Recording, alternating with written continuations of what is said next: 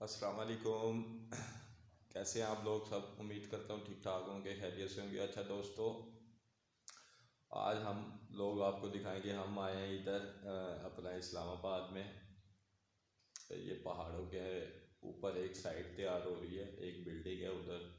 हमने एक प्रोजेक्ट पकड़ा है, तो आज पूरी रात ही मैंने ठंड में गुजारी है, क्योंकि इधर मैं अपने कुछ फर्में वगैरह तैयार करने आया था।